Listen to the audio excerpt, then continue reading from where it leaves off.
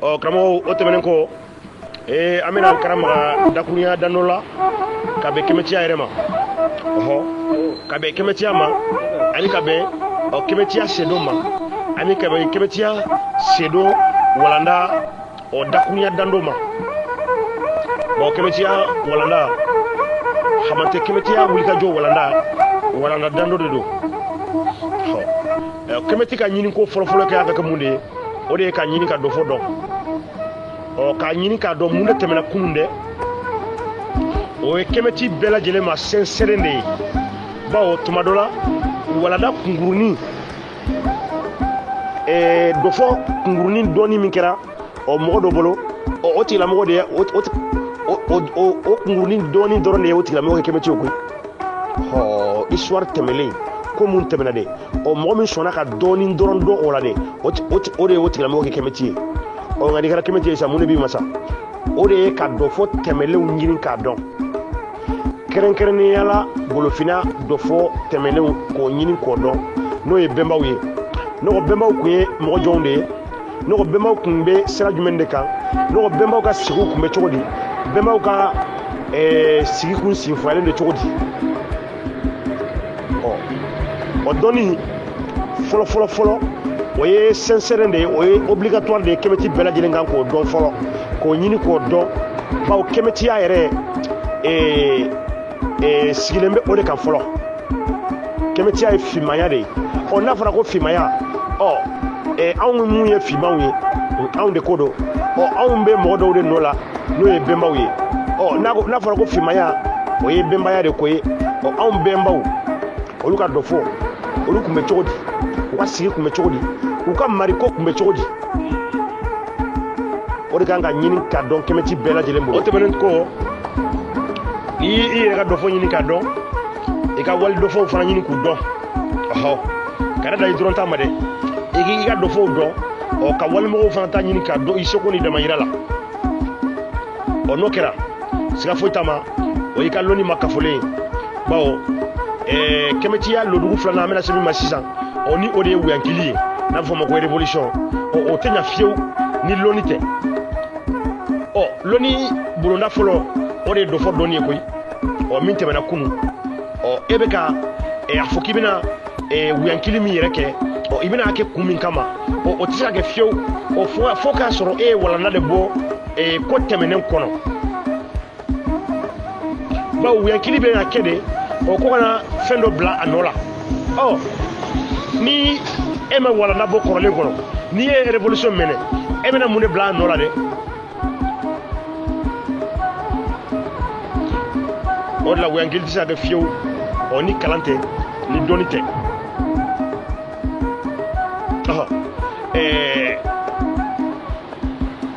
ni kalan ni dɔnni bɔra yen sa kɛrɛnkɛrɛnnenya la n'o bɛ tali kɛ dɔ fɔ yɛrɛ la n'o ye histoire ye mun de bɛ na sisan o de ye wuyankili ye révolution ka mun de wuya système n'ale mu kankɛya de kan ka wuya kankɛya min ni mirindi bɛ o lihala la i komi aw yɛrɛ b'a kalama cogoya min na an bɛ lihala min na bi an bɛ kankɛya dɔ de ka lihala la walima an bɛ kankɛya dɔ de ka bila la walima an ye kankɛya dɔ yɛrɛ de ka produit ye koyi kuma dɔ la ni kuma diyar'i la i b'a fɔ ko an kɛmɛtiw yɛrɛ ye kankɛya dɔ de ka produit ye bawo an ka mirindi fanba wolola kankɛya dɔ de kɔnɔ n'ale mu ni colonisateur ninnu ni mariyala ninnu ka kankɛya ye ka daminɛ a diinɛlakaw la fo ka taa bila a belebelelakaw la ni kuma diyara la i b'a bɛɛ kɛ dakurunya kelen ye i b'a fɔ ko a diinɛlakaw bawo a belebelelaka ninnu olu nana diinɛlaka ninnu de juru la walima hali a belebelelaka ninnu u nana ni diinɛ kan de ye fɔlɔ u nana ni diinɛ kan de ye fɔlɔ donc ni kuma diyar'i la i b'a fɔ de ko an bɛ kankɛya min kɔnɔ de k'o ye diinɛ ka kankɛya de ye n'o ye walimɔgɔw ka kankɛya ye donc an kan ka mun de kɛ o de ye k'o système in révolu donc o système in bɔ ka mariko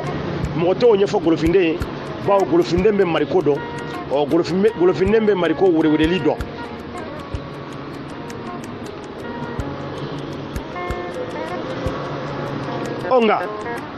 nka b'a la dɛ nka ye mun de ye anw bɛnbaw tun bɛ sira min kan n'o y'an bɛnbaw ka culture ye n'o y'u ka lɔnniya ye o culture an bɛ diɲɛ tile min na bi an bɛ 21e siècle min na bi est ce que an bɛnbaw ka o bololafɛn bɛɛ walima an bɛnbaw ka o tagasira bɛɛ ɔ est ce que anw bɛna se k'an bolo k'a bɛɛ la wa est ce que a bɛɛ ka ɲi wa est ce que a bɛɛ bɛ anw arranger bi wa ɔ an de b'an yɛrɛ ɲininka o la sa bawo mɔgɔ n'i ka bɛnba ka sira dɔn ka ban o y'i ma sincère de ye komi n y'o fɔ kuma daminɛ la cogoya min na n'i ye dɔ fɔ ɲini k'a dɔn ɔ i bɛ n'i ka bɛnbaw ka tagasira bɛɛ dɔn ka ban ɔ ni kɛmɛtigiw y'u ka bɛnbaw ka sira bɛɛ dɔn ka ban sisan an bɛna lajɛ sisan bɛnbaw ka sira la ɔ est ce que diɲɛ bɛ yɔrɔ min na bi bi in na est ce que ɔ an bɛ se ka baara kɛ ni a ye wa an bɛ se ka baara kɛ ni a bɛɛ ye wa an b'a lajɛ anw yɛrɛ de b'o lajɛ koyi bawo anw de ye bɛnba ninnu bɔnnaw ye bɛnba ninnu tɛ yen bi anw de b'olu nɔ la ɔ nka diɲɛ yɛrɛ kɛlɛ min bɛ diɲɛ kɔnɔ o de ye culture ko kɛlɛ ye diɲɛ mɔgɔ bɛɛ lajɛlen b'a ka culture de kan diɲɛ mɔgɔ bɛɛ diɲɛ siya bɛɛ b'a ka culture de kan diɲɛ jamana wuru kelen fɛn fɛn diɲɛ kɔnɔ ko le pays développé a bɛɛ lajɛlen culture a bɛɛ lajɛlen développé n'a ka culture de kan bɛɛ ayi o jamana tɛ diɲɛ kɔnɔ ko jamana min ma développé a ka culture kan o jamana tɛ yen fiyewu jamana bɛɛ lajɛlen développé n'a ka culture de kan donc anw de b'a lajɛ sisan an bɛɛ b'aw ka culture n'o y'an bɛɛ b'aw ka lɔnniya ye ɔ nɔgɔ jumɛn de bɛ olu la min tɛ bɛn an ka diɲɛ ka kura kelen in ma de anw de b'a lajɛ an bɛɛ b'aw ka tagasira la ɔ min tɛ bɛn an ka diɲɛ ka kura kelen in ma an b'o falen koyi an b'o bɔ yen o se b'an ye ka bɔ yen bawo anw de ye bɛnba ninnu nɔnabila ye anw de ye bɛnba ninnu nɔnabila ye wa anw yɛrɛ de ye bɛnba ninnu yɛrɛ ye koyi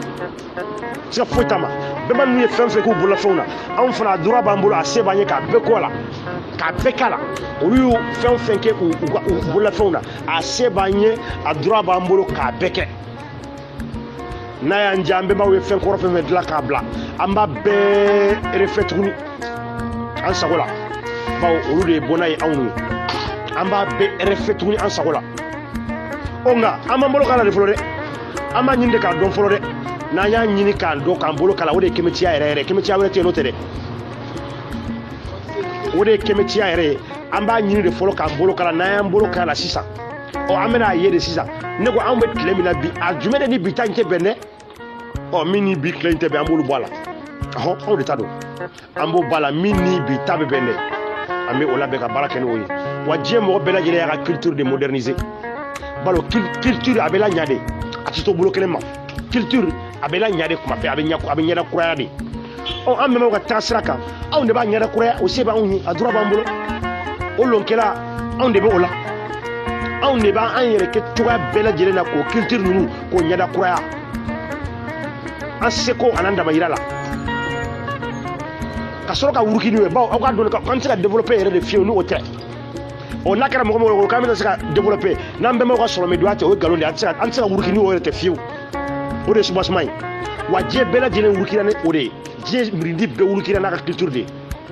wuruki yɛrɛ tɛ fiyewu développement yɛrɛ tɛ foyi ni culture tɛ wa yɛrɛtigiya yɛrɛ tɛ fiyewu ni culture tɛ a tɛ yɛrɛtigiya tɛ fiyewu ni culture tɛ o de ye soubassement ye ɔ an bɛnbaw ka tagasira an b'a ɲɛda kuraya de an b'a la ɲɛ k'a la ɲɛ ɔ min ni diɲɛ bi ka kura kelen bɛ bɛn an b'o ta ka baara kɛ n'o ye an bɛ o ta ka baara kɛ ni o ye ɔ an bɛnbaw u ka bololafɛnw olu dɔw mɛna o bololafɛn dɔ ye mun de ye olu ye jɔw ye n'o ye an ka boliw ɔhɔ jɔw an'an ka boliw ɔhɔ olu y'an ka bɛnbaw ka baarakɛminɛn dɔw de ye u bololafɛnw de don ɔ siga foyi t'a ma bolofɛnna siya bɛɛ lajɛlen bɛ joko dɔn wa bɛɛ lajɛlen bɛnba ye joko boloya donc an bɛnbaw bololafɛn de don ɔ o bololafɛn an kan ka ɲini k'a dɔn dɛ n'an y'a ɲini k'a dɔn ɔ an t'a lajɛ n'an y'a lajɛ est ce que an mago b'a la bi wa a b'an mago ɲɛ wa a bɛ se k'an ka ci dɔw kɛ wa n'a bɛ se k'an ka ci dɔw kɛ pourquoi pas ɔ n'a tɛ se k'an ka ci dɔw kɛ fo an k'a refait de k'a réformer pourquoi pas an b'a réformer n'a ti ɲa yɛrɛ de fiyewu o k'a ni an bɛ diɲɛ ka kura kelen min na bi k'a ti ɲa fiyewu yɛrɛ an bɛ se k'a bila a min ni an ta tɛ bɛn fiyewu an bɛ se k'a bila ko nka ko diɲɛ sigilen bɛ spiritualité ma dɛ o ka fɔ ɔ k'o pɛrɛpɛrɛ la tɛgɛ ɔ bawo an bɛ monde min na bi n'o ye monde mathématique ye o siga foyi t'a ma o ye spiritualité wolon dɔ de ye spiritualité tɛ dɔwɛrɛ ye o de ye recherche kɛlen nature kan ɔ recherche min kɛra nature kan ɔ o de wolon dɔ o de ye spiritualité ye o bɛɛ lajɛlen ma don diɲɛ loko n'a fɔ ma ko siyansi o siyansi tɛ dɔwɛrɛ foyi ni recherche tɛ ani lakɔlɔsili ɔ lakɔlɔsili o de ye siyansi ye ɔ ni lakɔlɔsili ye siyansi ye ɔ siga foyi t'a ma siyansi dun o fana bɔra nature de kan o nature dun jubeli min kɛra nature kan o wolonɔ o de ye spiritualité ye dɛ o de ye spiritualité n'a fɔ ma ko sɔrɔmi lɔndɔya donc diɲɛ yɛrɛ tɛ se ka taa n'o tɛ fiyewu donc ni fɛn ninnu dɔɔnin bɛ ɲɔgɔn na kalan b'an bolo dɛ Kamiti baara b'an bolo an ka kan ka ɲini ka nin bɛɛ dɔn k'an ɲɛko dɔn k'an tiɲɛko dɔn ka sɔrɔ ka sira ta ko nka an bɛnbaw ka taasira dɔw dalasɔn b'o la kulusɔn b'o la kɔmɔko b'o la ɲako b'o la olu ye an bɛnbaw ka taasira de ye Golofina dugu bɛɛ fana la ka daminɛ Golofina kɔrɔ fa tilebe Golofina bani fa baba bɛɛ lajɛlen bɛnba kun sigilen bɛ jɔko kan bɛɛ kun sigilen bɛ kɔmɔko kan bɛɛ lajɛlen kun sigilen bɛ boliko kan o kun b'an bɛɛ lajɛlen ka somɔgɔya la o de ye Kemetiya ye Kemetiya de ye k'o ɲini k'o dɔn ka sɔrɔ k'o lajɛ mun de bɛ ɲɛ a la mun de tɛ ɲɛ a la mun de kan ka falen o falen o de ye Kemetiya ye o tɛmɛnen ko n tulo bɛ kuma wɛrɛ la o siga foyi t'a ma ni o ye athéisme ye maintenant n tulo bɛ kuma wɛrɛ la n'a bɛ fɔ o ma ko athéisme o siga foyi t'a ma an balima dɔw an ni mun yɛrɛ bɛ siyɛ dɔn na ɲɔgɔn fɛ koyi an bɛɛ lajɛlen bɛ siyɛ dɔn la wa an bɛɛ lajɛlen ka hakilina ye kelen de ye an bɛɛ lajɛlen fana ka kɛlɛ ye kɛlɛ kelen de ye n'o de ye ka kankeya wuya wa siga foyi t'a ma o kankeya wuya in na an bɛɛ lajɛlen bɛ k'an jeni nɔ fɛ o la bawo an y'a ye de n'an ma ɲa an bɛna an ta installé o y'a sɔrɔ kɔrɔlen bɛ an y'o bali ye k'o bɔ yen fɔlɔ an ni an balima minnu ye athèws ye ni olu ko Danemark ko yɛrɛ de tɛ tiɲɛ ye fiyewu ko Ala ko yɛrɛ de tɛ tiɲɛ ye fiyewu ko fɛn bɛɛ bɛ ka k'a yɛrɛ ma an b'a fɔ k'an ni olu ko an bɛɛ bɛ kɛlɛ kelen na koyi bawo an bɛɛ de ko ka kankeya wuya ko ka diinɛ ninnu fara k'u fili silamɛya diinɛ ni chrétien diinɛ k'u tɛnbaraba nana cogo min na k'u tɔnbaraba ka taa tɛ o y'an bɛɛ lajɛlen ka kɛlɛ ye wa an yɛrɛ o la an bɛɛ lajɛlen bɛ k'an seko kɛ o kɛlɛ in na fana nka an balima minnu hakilina o ye an b'a fɔ ko o ye hakilina dɔ de ye o hakilina min fana ye wale hakilina ye de ko tɛ farafinya hakilina ye dɛ o tɛ farafinya hakilina ye athéisme o ye tubabu dɔw de ka hakilinaw ye ko Ala tɛ yen Danemark ko tɛ tiɲɛ ye donc o tɛ Kemetiya ye dɛ ayi o tɛ Kemetiya ye o tɔgɔ de ye ko ateya n ti foyi la Danemark ko tɛ tiɲɛ olu ye libre penseurs de ye o tɛ Kemetiya ye dɛ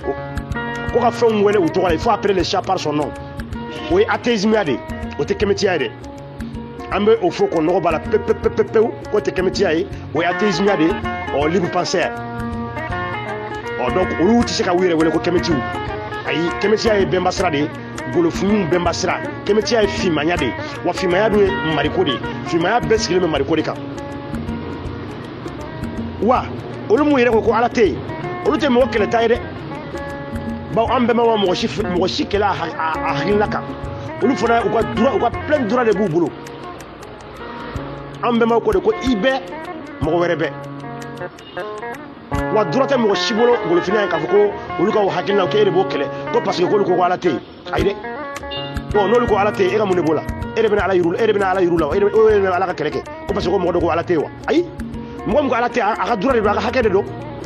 a ko Ala tɛ yen a ka droit de don a ka hakɛ de don ale ka faamuyali de fana ye ale ka ɲinini ye min yira la o ye de a ko Ala tɛ yen e tɛna Ala ka kɛlɛ kɛ Ala n'o la o min ko Ala tɛ yen a ko Ala tɛ yen ale de kungo don e ka foyi t'a la ko nka a k'a tigi tɛ se ka wele ko Kemeti de ayi il faut appeler le chat par son nom o tigi tɛ se ka wele ko Kemeti o Kemetiya ye bɛnba sira de ye n'a fɔ o ma ko bɛnbaw ka yiri fondo an bɛ o de kan wa an ni an balima minnu b'o kɛlɛ fana na bi an bɛ fa kelen an bɛ ba kelen o ko an bɛ kɛlɛ in kɛ fo ka taa kɛlɛ in sura bawo an bɛ ka laɲini ye kelen ko de ko ka kankeya goya ka kaniya bɔ yen pewu ko nka ko o tɛ Kemetiya ye dɛ k'o tɛ se ka wele ko Kemeti ayi o tɛ se ka wele ko Kemetiw mɔgɔ o mɔgɔ n'i ko k'i ye athée de tu es bienvenu dans notre lutte on est ensemble on va lutter ensemble sans rancune sans rancune an bɛ kɛlɛ kɛ ɲɔgɔn fɛ fo ka taa sebaaya in sɔrɔ wa ni sebaaya sɔrɔla fana anw de bɛ taa ye an ka dugumakolo ye anw de ye bɔnakɛlaw ye wa anw bɛnbaw de ko ko i bɛ mɔgɔ wɛrɛ bɛɛ anw de ko ko mɔgɔ tɛ kɛlɛ mɔgɔ ka miirina nɔfɛ tuguni aw banna pewu pewu k'a fɔ k'e de bɛ n'i mɔgɔ ɲɔgɔn dɔ kɛlɛ ko parce que k'ale ko ala tɛ yen e ka mun de b'a la e de bɛ ala yira la e de ye ala ka lasigiden ye e de bɛ ala ka kɛlɛ kɛ o de bɛna ban pewu o de la an ko an bɛɛ fa kelen an bɛɛ ba kelen mɔgɔ min ko k'olu ye ko olu ko ala tɛ yen fiyewu ko ala ko ye nkalon de ye ko libre penseur ko hakilina de ko bɛɛ lajɛlen ye ko ni mɔgɔ n'i ye min na baara hakili la k'i b'o jaabi de sɔrɔ u jo don u b'u ka kɛlɛ la wa u yɛrɛ hakili ye min yir'u la fana o de y'o ye wa u y'u ka danaya de fana k'u ka continuer n'a ye ko an bɛ kɛlɛ la ko an bɛ ɲɔgɔn fɛ dɛ su ani tile ko an kɔnɔ jɛyalen ni ɲɔgɔn ye ko nka ko problème min bɛ yen dɔrɔn tɔgɔ ka mɔgɔw wele a tɔgɔ la il faut appeler les chats par son nom n bɛ segin o kuma kan tuguni ko ka fɛnw wele u tɔgɔw la ko tɛ kɛmɛtiya ye dɛ ko kɛmɛtiya ye finmaya de ye finmaya dun sigilen bɛ mariko de kan mariko weleweleli n'ale mu danbaga ko di kɔni ko nka o tɛ kɛ sababu ye fiyewu ko o de bɛna ko ni a bɛ dan ne Modibo Hayidara de ma de o kɔni tɛna kɛ sababu ye fiyewu ko bɛna se ka fɛrɛkɛ de don anw yɛrɛ dama ka kɛlɛ la tagalen ɲɛfɛ anw yɛrɛ dama ni ɲɔgɔn cɛ k'an ka pédale ɲagami non ne ma da o la fiyewu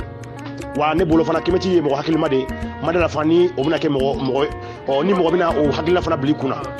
k'a fɔ de ko nin kɛlɛ bɛna kɛ sababu ye walima ko nin hakilina fɔ ɲɔgɔn ko dɔw ko ala tɛ yen ko dɔw ko k'a bɛ yen ko bɛna kɛ sababu ye ko o bɛna kɛ sababu ye ka ɲagami de don an ka kɛlɛ la walima k'an yɛrɛ ma bila ɲɔgɔn na a vraiment ne kɔni ka danaya ba t'o ye nka a bɛ se ka kɛ bawo mɔgɔw ka faamuyaliw tɛ kelen ye ne kɔni bolo kɔni an bɛɛ ka ɲiniko ye kelen bawo an bɛnbaw yɛrɛ kun sigilen don ko i bɛ mɔgɔ wɛrɛ bɛɛ e min ko Danemark ko tiɲɛ k'e sigilen bɛ sɔrɔ min don a kan i ka baara kɛ i balima dɔ min ko non k'ale y'i ka hakili y'a jira a la ko Danemark ko yɛrɛ de tɛ tiɲɛ ye a to yen i kɛrɛfɛ ɲɔgɔn tɛ wa cɛ Danemark ka kɛlɛ la wa aw bɛɛ fa kelen ba kelen wa an bɛ segin ka na tuguni a bɛ kuma dɔ fana fɔ k'a pɛrɛpɛrɛ latigɛ n'a fɔra k'an ka segin an bɛnbaw ma dɔrɔn a bɛ kɛ mɔgɔ dɔ kɔnɔ ko n'a fɔra k'an ka segin an bɛnbaw ma ko an bɛnbaw ka baara kun ye jɔsɔn ye an bɛnbaw ka baara kun ye bolisɔn ye an bɛnbaw ka baara kun ye nin an bɛnbaw ka baara c'est vrai an bɛnbaw kun bɛ jɔw sɔn o kun bɛ boli sɔn nka an bɛnba bɛɛ kun tɛ boli sɔn dɛ ayi sɔnbagaw de kun bɛ boliw la dugu bɛɛ mɔgɔw de kun sigilen bɛ mɔgɔ minnu ka baara ɲɛsinnen bɛ n'a bɛ fɔ o ma ko somaw i b'a sɔrɔ dugu yɛrɛ bɛɛ kɔnɔ i b'a sɔrɔ du kelen dɔrɔn de don walima mɔgɔ damadɔ dɔrɔn de don o ko kalifalen bɛ mɔgɔ minnu na n'olu y'an ka namajanfaw ye a n'an ka kɔmɔtigiw o tɛ société bɛɛ koyi i b'a sɔrɔ mirindi la kuma dɔ la hali u tɛ tɛmɛ 2% kan koyi olu de ka baara kun ye o ye wa dugu forobajɔw fana olu fana sɔnbagaw fana kun ye mɔgɔ damadɔ dɔrɔn de ye koyi a sɔnma kelenw de don o b'a transmis ɲɔgɔn ma de génération à génération mais a kɔrɔ kɔtɛ dɛ ko an ka mirindi bɛɛ lajɛlen de kun ka boli b'a bolo dɛ walima ko bɛɛ lajɛlen de kun bɛ se sɔnni na dɛ walima ko bɛɛ lajɛlen kun sigilen bɛ sɔnni kan dɛ o fana ye nkalon ye o tigilamɔgɔw fana ma golofiya histoire ɲini k'a dɔn an bɛnbaw ka jɔko kɔni kun y'u ka baarakɛminɛn dɔ de ye wa a kun b'u nafa fana wa siga foyi t'a ma hali bi a bɛ mɔgɔ min bolo a bɛ k'u nafa nka o kɛmɛtiya kɔrɔ tɛ dɔrɔn ko an ka taa boli ta dɛ an ka taa jɔ ta dɛ an ka taa dala sɔn dɛ an ka taa kulu sɔn dɛ ayi dɛ ayi ayi olu sɔn cogo de tun b'o la sɔn tuma de tun b'o la sɔnbaga de tun b'o fɛn ninnu na sɔn cogo de b'o la sɔnbaga de tun b'o la sɔn tuma de tun b'o fɛn ninnu na